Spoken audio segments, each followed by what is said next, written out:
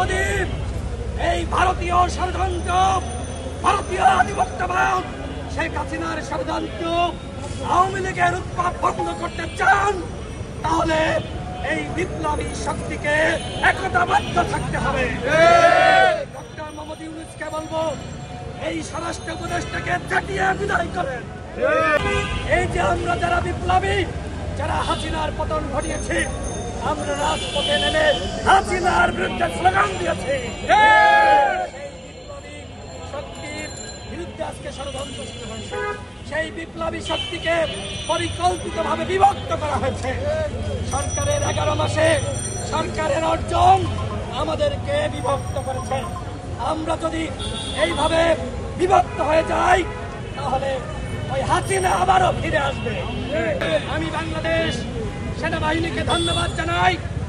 সেনাবাহিনী এনসিপির শীর্ষ নেতৃবৃন্দকে সেনাবাহিনীর এপিসিতে করে রক্ষা করেছে।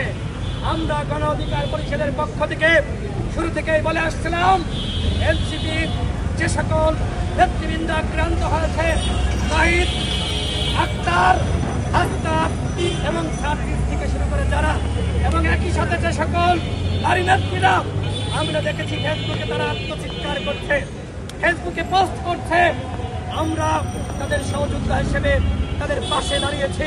গণ অধিকার পরিষদ মনে করে আমরা যারা এই জুলাইয়ের শক্তি, আমাদের ভিতরে একতা থাকতে হবে। আমি এই সেনাবাহিনীকে ধন্যবাদ জানাচ্ছি। আজকে বিপ্লবের নেতা এনসিপির নেতাদেরকে তারা যেভাবে রক্ষা করেছে, এইখানে যেভাবে ছাত্রলীগের বিরুদ্ধে তারা রুখে দাঁড়িয়েছিল, সেনাবাহিনীর একজন তো ভারত হতে পারত না, পুলিশ তো পালিয়েছিল, পালিয়েছে না? হ্যাঁ, সেইখানে কিছু সংখ্যক পুলিশ তারাও কিন্তু ছাত্রলীগ যুবলীগকে প্রতিহত করেছে। কিন্তু ওই যে আইন উপদেষ্টা বলেছিল না, পুলিশের মধ্যে 80% আওয়ামী লীগের, ছাত্রলীগের, আজকে গোপালগঞ্জে প্রমাণিত হয়েছে ওই 80% তারা আজকে চুপ ছিল, তারা আজকে পালিয়েছে, আর 20% ওই ছাত্রলীগ যুবলীগকে প্রতিহত করেছে। সুতরাং সরকারকে বলবো, অনতিবিলম্বে পুলিশের পুনর্গঠন করুন।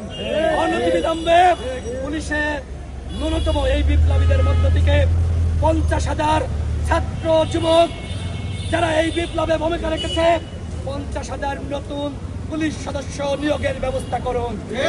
এবং একই সাথে এই যে ঐক্যমত কমিশন গঠিত হয়েছে, এই পুঁথিগত ঐক্যমত দিয়ে কোনো কাজ হবে না। আমাদের ভিতরে দরকার আজকে রাজনৈতিক দলগুলোর মধ্যে ঐক্যমত।